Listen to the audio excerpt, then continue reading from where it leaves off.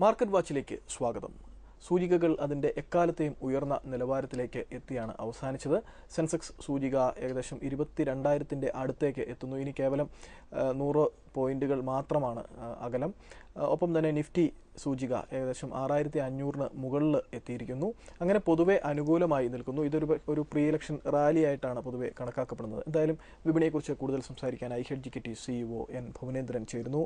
ഭുവനേന്ദ്രൻ, തീർച്ചയായും pre election rally നമ്മൾ കഴിഞ്ഞ തവണ പറഞ്ഞിരുന്നതാണ്. പക്ഷെ നമ്മൾ പറഞ്ഞിരുന്ന റെസിസ്റ്റൻസ് ലെവലും ഭേദിച്ച് വിപണി മുന്നോട്ട് പോവുകയും ചെയ്തു, പ്രത്യേകിച്ച് നിഫ്റ്റി. പക്ഷേ ഇവിടെ പ്രസക്തമാവുന്ന ഒരു ചോദ്യം, കറണ്ട് അക്കൗണ്ട് കമ്മി ഗണ്യമായി കുറഞ്ഞതാണ് ഇതിൻ്റെ അടിസ്ഥാന കാരണം. കറണ്ട് അക്കൗണ്ട് കമ്മി ഏകദേശം 6.5% നിന്നും GDP-യുടെ 6% നിന്നും കേവലം 0.9% ഒറ്റയടിക്ക് കുറയുകയാണ് ഈ മൂന്നാം പാദത്തിൽ. അത് കഴിഞ്ഞ 8 വർഷത്തെ ഏറ്റവും താഴ്ന്ന നിരക്കാണ്. അത് രൂപയെ കരുത്താർജിപ്പിച്ചു. ഒപ്പം വിദേശ ധനകാര്യ സ്ഥാപനങ്ങളെ ഇങ്ങോട്ട് നിക്ഷേപിക്കാൻ പ്രേരിപ്പിച്ചു. ഒരു ഫീൽ ഗുഡ് ഫാക്ടർ പെട്ടെന്നുണ്ടായി. ഇതിൻ്റെ അർത്ഥം ഫീൽ ഗുഡ് ഫാക്ടർ പെട്ടെന്നുണ്ടായത് ഇതിനു മുമ്പും നമ്മൾ ചരിത്രം നമ്മെ പഠിപ്പിക്കുന്ന കാര്യം, കള്ളപ്പണത്തിൻ്റെ ഒരു വരവ്, അത് ത്രൂ മൗറീഷ്യസ് ആയിരിക്കാം അല്ലെങ്കിൽ മറ്റേതെങ്കിലും രീതിയിൽ. അപ്പോൾ ഇത് ഈ കള്ളപ്പണത്തിലൂടെ ഒരു പെട്ടെന്നുള്ള ഒരു വരവ് ആണോ ഇപ്പോഴത്തെ ഈ സർജിന് കാരണമാവുന്നത്? അങ്ങനെ താങ്കൾ കരുതുന്നുണ്ടോ? രണ്ടാമത്തെ കാര്യം, ഇത് ഈ ഒരു ഫീൽ ഗുഡ് ഫാക്ടർ നിലനിർത്തി കഴിഞ്ഞു കഴിഞ്ഞാൽ ഒരുപക്ഷെ വിലക്കയറ്റം ഇപ്പോൾ കുറയും. അപ്പോൾ ഒരു ഇലക്ഷന് പബ്ലിക് മെമ്മറി ഈസ് ഷോർട്ട് എന്നാണ് പറയുന്നത്. അപ്പോൾ ഇലക്ഷനിൽ നിലവിലുള്ള സർക്കാരിനെ ജയിപ്പിക്കാൻ വേണ്ടി അവർ ചെയ്യുന്ന എന്തെങ്കിലും ഒരു പ്ലോട്ടായിട്ട്, ഒരു ഐഡിയയായിട്ട് ഒക്കെ ഇതിനെ വ്യാഖ്യാനിക്കാൻ കഴിയുമോ? തീർച്ചയായിട്ടും. ഒന്ന്, ഗ്ലോബൽ ഇക്കണോമിക് ഡാറ്റ US നിന്ന് അൺഎംപ്ലോയ്മെന്റ് വളരെ ബെറ്ററാണ്. അതുപോലെ തന്നെയാണ് യൂറോപ്യൻ സെൻട്രൽ ബാങ്ക് അൺചേഞ്ച്ഡ് ആയിട്ട് റേറ്റ് നിർത്തി. ദെൻ സെനൽ പറഞ്ഞ കറണ്ട് അക്കൗണ്ട് ഡെഫിസിറ്റ് വളരെ ഡ്രാസ്റ്റിക് ആയിട്ടുള്ള ഡൗൺ സംഭവിച്ചു. അപ്പോൾ ഗ്ലോബലി അതുപോലെ തന്നെ ഡൊമസ്റ്റിക്കലി മാർക്കറ്റിൽ ഫേവറബിൾ ആയിട്ടുള്ള കുറച്ച് കാര്യങ്ങൾ, ന്യൂസുകൾ വന്നു. അതോടൊപ്പം നമുക്കറിയാം, കഴിഞ്ഞ ഇലക്ഷന് മുമ്പ് 5 സ്റ്റേറ്റ് ഇലക്ഷൻ നടന്ന സമയത്ത്, ആ ഇലക്ഷന് തൊട്ട് മുമ്പ് ഇതുപോലെ വളരെ ഷാർപ്പായിട്ടുള്ള FISന്റെ ഒരു ഫ്ലോ വന്നിരുന്നു. അന്ന് നമ്മൾ ഇതേ സബ്ജക്റ്റ് ഡിസ്കസ് ചെയ്താണ്. തീർച്ചയായിട്ടും ഒരു പരിധി വരെ കുറച്ച് ബ്ലാക്ക് മണി റൂട്ട് ചെയ്യുന്നുണ്ട്. കാരണം എക്കണോമിയെ ബൂസ്റ്റ് ചെയ്ത് നിർത്താനായി, കാരണം എല്ലാം കൺട്രോൾ ആണ് എന്ന് വരുത്താനായി ഉള്ള ഒരു മൂവ്. അതാണ് ഈ ഒരു അൺഎക്സ്പെക്റ്റഡ് ആയിട്ടുള്ള ഈ ഒരു ഷാർപ്പായിട്ടുള്ള മൂവിന്റെ റീസൺ FISന്റെ ഫ്ലോ തന്നെയാണ്. അപ്പോൾ ഈ FISന്റെ ഫ്ലോ, അങ്ങനെയുള്ള ആ ഫ്ലോ ഇപ്പോൾ ഗോൾഡിന്റെ, സ്വർണത്തിന്റെ ഇങ്ങോട്ടുള്ള വരവ് കർബ് ചെയ്തതുകൊണ്ട് അല്ലെങ്കിൽ അത് നിയന്ത്രിച്ചത് കൊണ്ടാണ് കറണ്ട് അക്കൗണ്ട് കമ്മി കുറയാൻ ഒരു കാരണമായി ചൂണ്ടിക്കാണിക്കപ്പെടുന്നത്. രണ്ടാമത്തെ കാരണമായി ചൂണ്ടിക്കാണിക്കപ്പെടുന്നത് FIIs, ഫോറിൻ ഇൻസ്റ്റിറ്റ്യൂഷണൽ ഇൻവെസ്റ്റേഴ്സ്, വിദേശ ധനകാര്യ സ്ഥാപനങ്ങൾ ഇങ്ങോട്ട് പണം വ്യാപകമായി പമ്പ് ചെയ്തു. NRIകൾ ഇങ്ങോട്ട് ഡിപ്പോസിറ്റ് നടത്തുന്നതിനേക്കാളും കൂടുതൽ പമ്പ് ചെയ്യുന്നത് കൊണ്ടാണ് കറണ്ട് അക്കൗണ്ട് കമ്മി ഞെട്ടിപ്പിക്കുന്ന രീതിയിൽ കുറഞ്ഞിരിക്കുന്നു. 8 വർഷത്തെ ലോ 6% നിന്നും കേവലം 0.9%. ഇനി ഇന്ത്യക്ക് കടവില്ല. ആ വിദേശ വ്യാപാര കമ്മിയാണല്ലോ ഈ കറണ്ട് അക്കൗണ്ട് കമ്മി. അത് വളരെ ഞെട്ടിപ്പിക്കുന്ന രീതിയിൽ വന്നപ്പോഴാണ് ഇത്തരത്തിലൊരു സംശയം മാധ്യമങ്ങൾ അല്ലെങ്കിൽ അതുമായി ബന്ധപ്പെട്ടവർ. അത് സത്യമാണ്. കാരണം ഇത്രയും എക്കണോമിക് സിറ്റുവേഷനിൽ വളരെ വലിയ ചേഞ്ചസ് ഒന്നും സംഭവിച്ചിട്ടില്ല. കറണ്ട് അക്കൗണ്ട് ഡെഫിസിറ്റ് കുറയാനുള്ള റീസൺ പോലും ഈ ഹ്യൂജ് ഫ്ലോ തന്നെയാണ്. ബാക്കി എല്ലാ സിറ്റുവേഷനും അതുപോലെ കണ്ടിന്യൂ ചെയ്യുന്നു. ഒരു 1 വീക്ക് കൊണ്ട് ടോട്ടൽ എക്കണോമിയിൽ വലിയ ചേഞ്ച് ഒന്നും സംഭവിച്ചിട്ടില്ല. ഇതും സെലക്റ്റീവ് ബൈയിങ് ആണ്. കാരണം നമ്മൾ ശ്രദ്ധിച്ചാൽ മനസ്സിലാവും, നിഫ്റ്റി മൂവ് ചെയ്തു, അതേ സമയത്ത് ബാങ്കിങ് സെക്ടറിലാണ് ഏറ്റവും ഷാർപ്പായിട്ട്. അപ്പോൾ സെലക്റ്റീവ് ആയിട്ടുള്ള ഫണ്ട് ഫ്ലോ സെലക്റ്റീവ് സെക്ടറിലേക്ക്, സെലക്റ്റീവ് സ്റ്റോക്കിലേക്ക് മൂവ് ചെയ്തു എന്നുള്ളതാണ്. അപ്പോൾ ഗ്ലോബലി ഉണ്ടായിരിക്കുന്ന ഒരു എക്കണോമിക് സിറ്റുവേഷൻ ചേഞ്ച് കൊണ്ട് ഇതൊരു ഫാൾസ് ആയിട്ടുള്ള ഒരു കയറ്റമായിട്ട് വേണം നമ്മൾ കരുതാൻ. പ്രത്യേകിച്ചും കള്ളപ്പണം ഉണ്ടെന്നുള്ള കാര്യം താങ്കൾക്ക് കൂടി തോന്നുന്നു.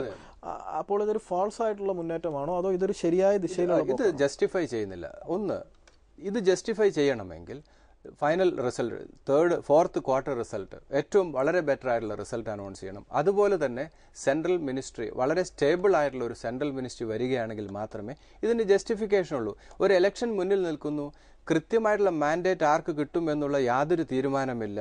ഇക്കണോമിക് സിറ്റുവേഷനിൽ വളരെ ഷാർപ്പായിട്ടുള്ള യാതൊരു ചേഞ്ചസും സംഭവിച്ചില്ല. ആ സമയത്ത് മാർക്കറ്റ് ഒട്ടും പ്രതീക്ഷിക്കാതെ വളരെ ഷാർപ്പായിട്ടുള്ള ഒരു അപ്മൂവ് എന്ന് പറയുന്നത് തീർച്ചയായിട്ടും നമ്മൾ സംശയത്തോടെ തന്നെ കാണണം. പക്ഷേ അതേസമയത്ത് ഇൻവെസ്റ്റേഴ്സിന് കിട്ടിയിരിക്കുന്ന ഒരു ഓപ്പർച്യൂണിറ്റിയാണിത്. പ്രോഫിറ്റ് ബുക്കിംഗ് അതുതന്നെയാണ്. കാരണം ഇത് ഇൻവെസ്റ്റേഴ്സിന് ഒരു കറേജ് കൊടുക്കും. കാരണം ലോവർ ലെവൽ ഇൻവെസ്റ്റ്മെന്റ് നടത്തിയ നിക്ഷേപകർക്ക് എക്സിറ്റ് ചെയ്യാനുള്ള ഒരു ഓപ്പർച്യൂണിറ്റിയാണ്. അവർ പ്രതീക്ഷിക്കാതെ, അതാണ് സ്റ്റോക്ക് മാർക്കറ്റ് എന്ന് പറയുന്ന അവസരം നമ്മളുടെ മുന്നിലേക്ക് വരും എന്ന് നമ്മൾ എപ്പോഴും പറയുന്ന ഇതൊരു സെല്ലിംഗ് ഓപ്പർച്യൂണിറ്റി. മാർക്കറ്റ് കയറിപ്പോയിക്കോട്ടെ, ഈ ഒരു ട്രെൻഡ് കണ്ടിന്യൂ ചെയ്താൽ ഈ മൊമെന്റം കുറച്ചുകൂടെ കണ്ടിന്യൂ ചെയ്യാനുള്ള സാധ്യതയുണ്ട്. അത് ചിലപ്പോൾ 6,000 680 അല്ലെങ്കിൽ 6700 വരെ മാർക്കറ്റ് പോകാനുള്ള സ്ട്രെങ്ത് ഉണ്ട്. പക്ഷേ വളരെ കോഷ്യസ് ആയിട്ടുള്ള അപ്രോച്ച് മാർക്കറ്റിൽ സമീപിക്കണം. കാരണം എല്ലാം വളരെ ബെറ്റർ ആണെന്നുള്ള ന്യൂസ് വരും. ഈ സമയത്താണ് കൂടുതൽ ആളുകൾ.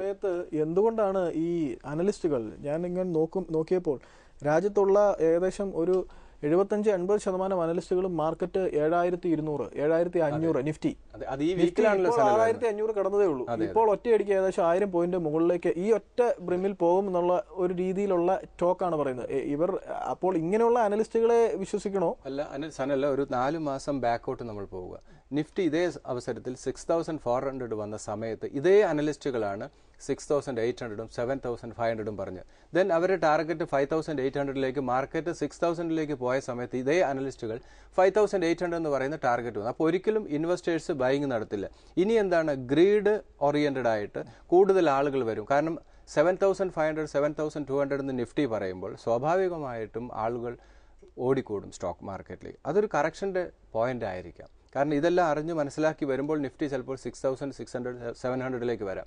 അവിടെ നിന്ന് വീണ്ടും ഷാർപ്പായുള്ള കറക്ഷൻ സംഭവിക്കും. ഒരു കാര്യം ഇൻവെസ്റ്റേഴ്സ് മനസ്സിലാക്കുക, എത്രത്തോളം ഷാർപ്പാണോ ഈ പുൾ ബാക്ക്, അതിലും ഷാർപ്പായുള്ള കറക്ഷൻ മാർക്കറ്റിൽ സംഭവിക്കും. അപ്പോൾ ഇലക്ഷന് മുമ്പ് സംഭവിക്കും. അതിന് പ്രീ ഇലക്ഷൻ തീർച്ചയായിട്ടും പ്രീ ഇലക്ഷൻ കറക്ഷൻ എന്തായാലും മാർക്കറ്റിൽ സംഭവിക്കും. അപ്പോൾ പ്രോഫിറ്റ് ബുക്കിംഗ് ആണ് ഇപ്പോഴത്തെ രീതിയിൽ റീറ്റെയിൽ ഇൻവെസ്റ്റേഴ്സിനോട് അഡ്വൈസ് ചെയ്യാനുള്ളത്. അതുപോലെ ബാങ്കിൽ നല്ല ഇൻട്രസ്റ്റ് ഉണ്ട്, അത് ബാങ്കിലേക്ക് ഫണ്ട് മാറ്റുക. ഓപ്പർച്യൂണിറ്റി വീണ്ടും നമ്മുടെ മുന്നിലേക്ക് വരും. ആ ഓപ്പർച്യൂണിറ്റി നമ്മൾ ക്യാപിറ്റലൈസ് ചെയ്യുക.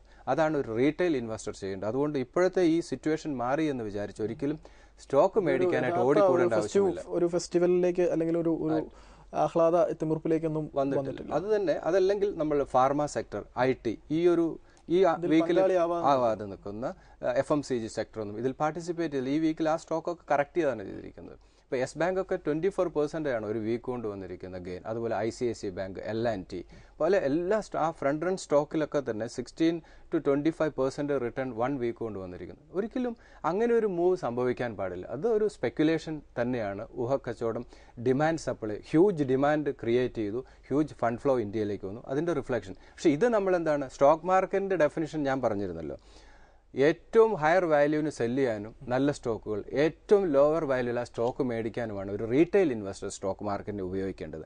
ആ ഓപ്പർച്യൂണിറ്റിയാണ് ഇവിടെ വന്നിരിക്കുന്നത്. 1200 ICICI സെല്ല് ചെയ്യാനും 1400 അല്ലെങ്കിൽ 500 ആക്സിസ് ബാങ്ക് സെല്ല് ചെയ്യാനുള്ള ഒരു ഓപ്പർച്യൂണിറ്റി. നമുക്കറിയാം 2 വീക്സ് ബാക്ക് ഈ സ്റ്റോക്കിൻ്റെ ഒക്കെ റേറ്റ് എവിടെയാണ്. ഇതാണ് ഇൻവെസ്റ്റേഴ്സിന്റെ ഓപ്പർച്യൂണിറ്റി. റിലയൻസ് പോലും നമ്മൾ ലാസ്റ്റ് വീക്ക് സുഖകരമല്ല. ആ ഓഹരി ഒഴിച്ചു കഴിഞ്ഞാൽ ബാക്കി ഓഹരികൾ പറഞ്ഞതെല്ലാം തന്നെ, അതായത് ICICI ബാങ്ക്, L&T, റിലയൻസിൽ മാത്രം അപ്പോൾ ഈ പ്രൈസിംഗ്, ഗ്യാസ് പ്രൈസിംഗിന്റെ KG ബേസിൻ ഗ്യാസ് പ്രൈസിംഗുമായിട്ടുള്ള ഇഷ്യൂ വന്നു. പക്ഷേ റിലയൻസ് പോലും വെള്ളിയാഴ്ച കുതിച്ചു കയറിയാണ്. അപ്പോൾ ഈവൻ ലാസ്റ്റ് വീക്ക് നമ്മൾ ഡിസ്കസ് ചെയ്തതാണ്, ഒരു ഫെയർ വാല്യൂ അല്ലെങ്കിൽ ഡിസ്കൗണ്ട് വാല്യൂലാണ് ഒരു വീക്ക് കൊണ്ട് വന്നിരിക്കുന്ന മൂവ്മെന്റ് വളരെ ഷാർപ്പാണ്. പ്രത്യേകിച്ച് ICICI ബാങ്ക് 1000 രൂപയ്ക്ക് താഴെ വന്നതാണ് എത്രയോ മുന്നേറിയിരിക്കുന്നത്, 1200 മുകളിലേക്ക്. നമുക്ക് തിരികെ വരാം ഇടവേളയ്ക്ക് ശേഷം. മാർക്കറ്റ് വാച്ച് തുടരുന്നു. വിപണിയെ സംബന്ധിച്ചിടത്തോളം എന്തായാലും ഇപ്പോൾ ഏത് രീതിയിലാണ് പണം വന്നതെങ്കിൽ പോലും ശക്തമായ നിലയിൽ തന്നെ തുടരുന്നു എന്ന് വേണം പറയാൻ. നമുക്ക് ഒറ്റയടിക്ക് ചില ഓഹരികളുടെ കാര്യം ഒന്ന് എടുത്ത് നോക്കേണ്ടതുണ്ട്. സംശയങ്ങളിലേക്ക് പോകുന്നതിന് മുൻപ് പ്രത്യേകിച്ചും മോഡി അനുകൂല തരംഗം ഉണ്ട് എന്ന തരത്തിലാണ് അഡാനി പവർ, അഡാനി ഗ്രൂപ്പിന്റെ, അഡാനി എന്റർപ്രൈസസ്, അഡാനി പവർ തുടങ്ങിയ ഓഹരികളിലെല്ലാം വൻ മുന്നേറ്റം ആണ് കണ്ടത്. ഒരുപക്ഷെ കഴിഞ്ഞ ദിവസങ്ങളിൽ ചില പിങ്ക് പേപ്പേഴ്സിൽ, ഇക്കണോമിക് ടൈംസിൽ വന്ന വാർത്ത റിലയൻസ് കോൺഗ്രസിൽ നിന്നും അകലുന്നു, റിലയൻസ് മോഡിയുമായിട്ടാണ് കൂടുതൽ അടുക്കുന്നു. അതെല്ലാം ഒരുപക്ഷെ ഈ മോഡി ഗ്രൂപ്പ് സ്റ്റോക്സിലേക്ക് റിലയൻസും ആ ഗ്രൂപ്പിലേക്ക് വരികയാണോ?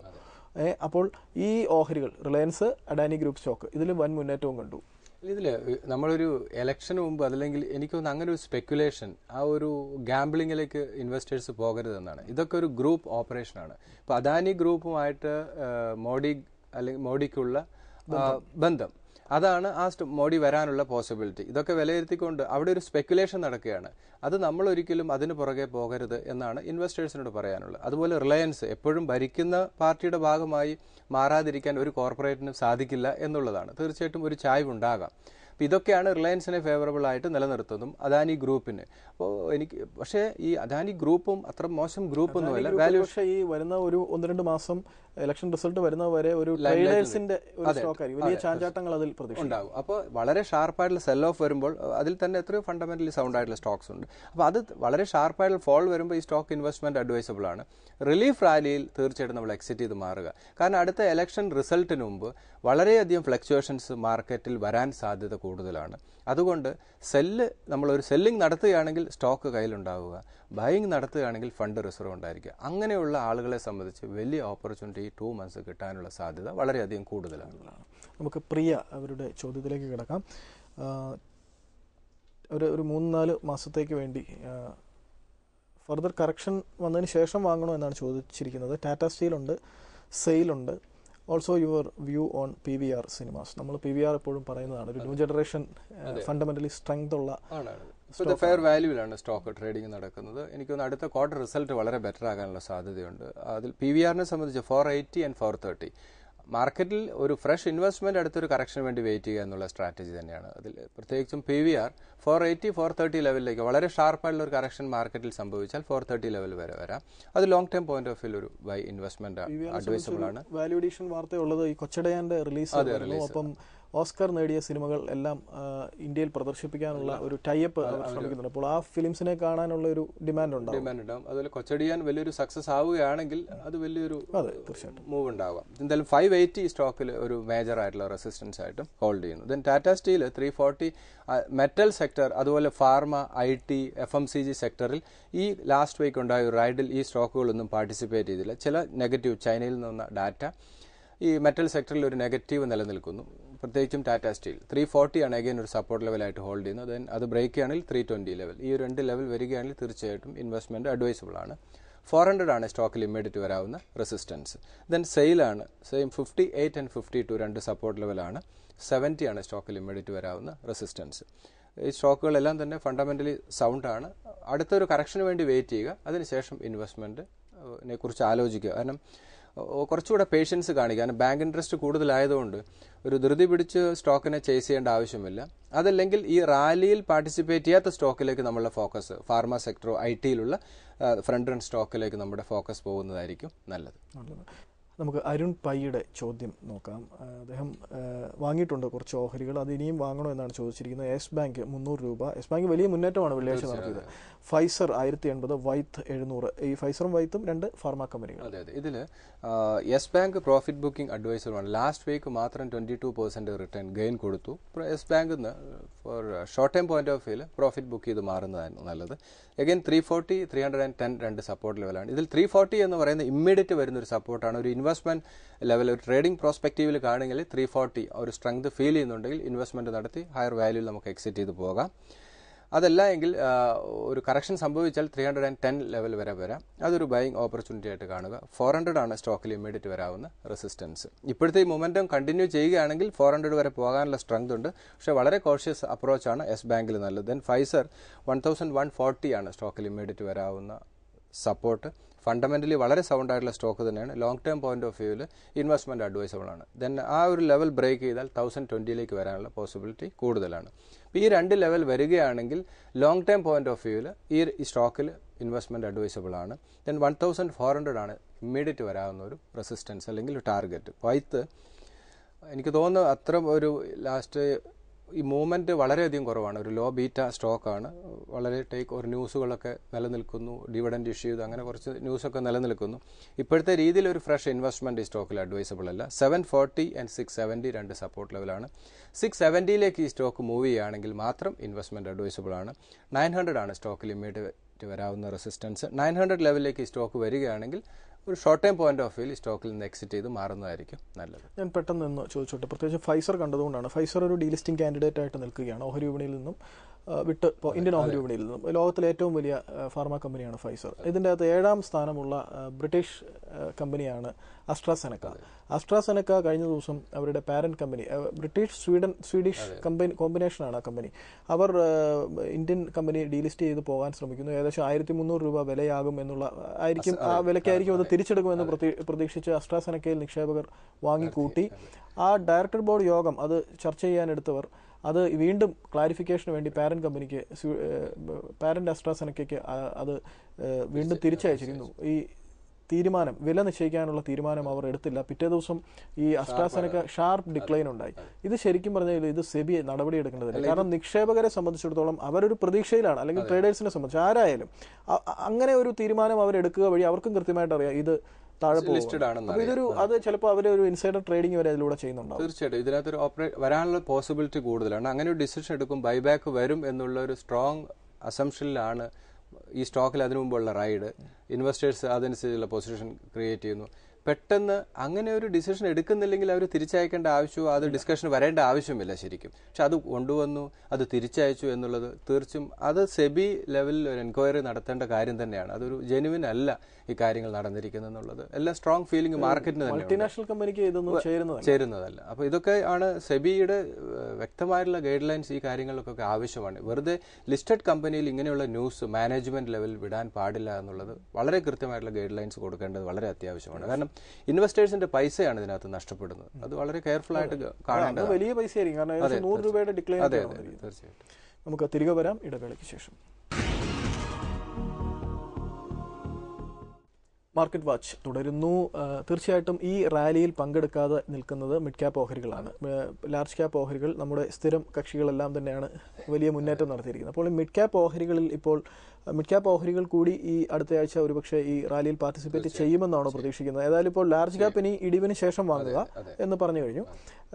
അതിൽ പ്രോഫിറ്റ് ബുക്ക് ചെയ്യുക. ഈ മിഡ് ക്യാപ്പ് ഓഹരികൾ പുതിയതായി ഇപ്പോൾ ഈ സാഹചര്യത്തിൽ വാങ്ങാമോ? അല്ലെങ്കിൽ ഏത് മിഡ് ക്യാപ്പാണ് വളരെ മികച്ച നിലവാരത്തിൽ ഇപ്പോൾ പല സെക്ടറുകൾ എടുക്കുകയാണ്? എങ്ങനെയാണെങ്കിൽ മുന്നോട്ട് വെക്കാനുള്ള ഓഹരികൾ ഏതാണ്? ഇതിൽ മിഡ് ക്യാപ്പിൽ അടുത്ത ലെഗ് എപ്പോഴും ഫ്രണ്ട് റൺ സ്റ്റോക്കാണ് വളരെ ഷാർപ്പായിട്ടുള്ള മൂവ് സംഭവിക്കുക.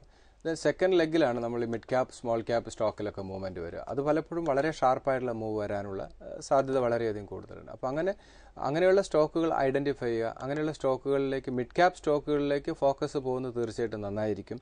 പക്ഷേ ഓവറോൾ മാർക്കറ്റിൽ ഒരു റിസ്ക് നിലനിൽക്കുന്നു. അതുകൊണ്ട് പ്രത്യേകിച്ച് ഇലക്ഷന് മുമ്പ് മാർക്കറ്റിൽ എന്തായാലും കറക്ഷൻ വരാനുള്ള സാധ്യത.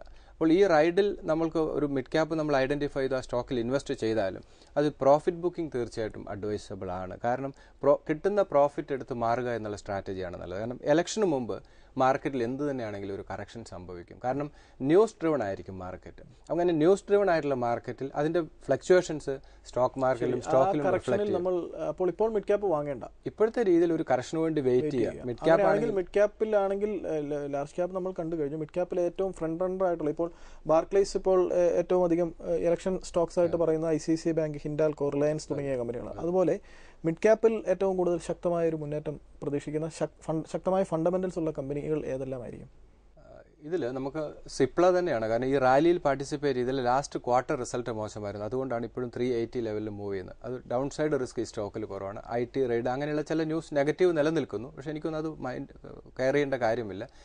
സിപ്ല ഇപ്പോഴത്തെ രീതിയിൽ ഒരു ഇൻവെസ്റ്റ്മെന്റ് അഡ്വൈസബിൾ ആണ്. ദെൻ IT ഇപ്പോഴത്തെ രീതിയിൽ മൈൻഡ്രി ഒരു ലോങ് ടൈം വ്യൂവിൽ ഇൻവെസ്റ്റ്മെന്റ് അഡ്വൈസബിൾ ആണ്. ദെൻ ക്രോംപ്ടൺ ഗ്രീവ്സ് ആണ്. ക്രോംപ്ടൺ ഗ്രീവ്സ് ഒരു റിവൈവലിന്റെ പാതയിലാണ്. എനിക്ക് ചെറിയ രീതിയിൽ അതിൽ ഒരു എക്സ്പോഷർ അഡ്വൈസബിൾ ആണ്. ഈ മൂന്ന് സ്റ്റോക്ക് ലോങ് ടൈം വ്യൂവിൽ ഇൻവെസ്റ്റ്മെന്റ് അഡ്വൈസബിൾ ആണ്. എനിക്കൊന്ന് കറന്റ് ലെവൽ ഒരു 40% ഇൻവെസ്റ്റ്മെന്റ് ഇപ്പോഴത്തെ കറന്റ് ലെവൽ ഈ സ്റ്റോക്കിൽ അഡ്വൈസബിൾ ആണ്. നന്ദി ഭുവനേന്ദ്രൻ. അപ്പോൾ മാർക്കറ്റ് വലിയ രീതിയിൽ ഉയർന്നു നിൽക്കുന്നു. ഒരുപക്ഷെ ഒരു പ്രോഫിറ്റ് ബുക്കിങ്ങിനുള്ള സമയമാണ്. കറക്ഷൻ വരികയാണെങ്കിൽ മിഡ് ക്യാപ്പ് മേഖലയിൽ 3 ഓഹരികൾ സജസ്റ്റ് ചെയ്ത് കഴിഞ്ഞിരിക്കുന്നു. ഒന്ന് സിപ്ല, YK ഹമീദിന്റെ കമ്പനിയാണ്. വളരെയധികം പാരമ്പര്യമുള്ള ഒരു കമ്പനിയാണ് സിപ്ല. ഒപ്പം തന്നെ ഇപ്പോൾ കഴിഞ്ഞ ദിവസം അവിടെ ഒരു ഇൻകം ടാക്സ് ഇൻസ്പെക്ഷൻ അവരുടെ പ്ലാന്റുകളിൽ നടന്നു. പക്ഷേ അവിടെയെല്ലാം ആ കമ്പനി വിന്നറായിട്ട് വരുന്നു എന്നാണ് നമുക്ക് ലഭിക്കുന്ന സൂചനകൾ. അപ്പോൾ സിപ്ല കഴിഞ്ഞ ക്വാർട്ടർ റിസൾട്ട് മോശമായതുകൊണ്ട് ഏറെ താഴെ നിൽക്കുകയായിരുന്നു. ഒരുപക്ഷെ വലിയൊരു മുന്നേറ്റത്തിന് നാന്ദി കുറിക്കുകയായിരിക്കാം ഒരുപക്ഷെ ഇത്. രണ്ടാമത്തെ കമ്പനി അദ്ദേഹം നിർദ്ദേശിച്ചിരിക്കുന്നത് മൈൻഡ്രി കൺസൾട്ടിംഗ് ആണ്. IT മേഖലയിൽ പ്രവർത്തിക്കുന്ന കമ്പനിയാണ്. സുബ്രതോ ബച്ചി, കൃഷ്ണകുമാർ നടരാജൻ തുടങ്ങിയ ഇന്ത്യൻ ITയിലെ തന്നെ വളരെ അധികം സമ്പത്തുള്ളവർ നയിക്കുന്ന കമ്പനിയാണ് ഇത്. മൂന്നാമത്തെ കമ്പനി നമുക്കെല്ലാം വീടുകളിൽ ഒരു ഹൗസ് ഹോൾഡ് നെയിം തന്നെയായ ക്രോംപ്ടൺ ഗ്രീവ്സ് ആണ്. ഈ കമ്പനി ഒരു റിവൈവൽ പാത്തിലാണ്. ഏറെ തകർന്നു പോയിരുന്ന ഒരു കമ്പനിയാണ്. ഇപ്പോൾ തിരിച്ചു വന്നുകൊണ്ടിരിക്കുകയാണ്. ട്രഹാൻ എന്ന് പറയുന്ന SM ട്രഹാന്റെ നേതൃത്വത്തിൽ കമ്പനി ശക്തമായ തിരിച്ചുവരവിനും കളമൊരുക്കുന്നതായിട്ടാണ് മനസ്സിലാകുന്നത്. ഈ കമ്പനികളെല്ലാം തന്നെ ഇപ്പോഴത്തെ നിലവാരത്തിൽ അല്ലെങ്കിൽ ഒരല്പം കൂടി കറക്ഷൻ താഴ്ന്ന നിലവാരത്തിൽ വാങ്ങാവുന്നതാണെന്നാണ് ഭുവനേന്ദ്രൻ പറയുന്നത്. അടുത്ത ആഴ്ച കാണാം. നന്ദി, നമസ്കാരം.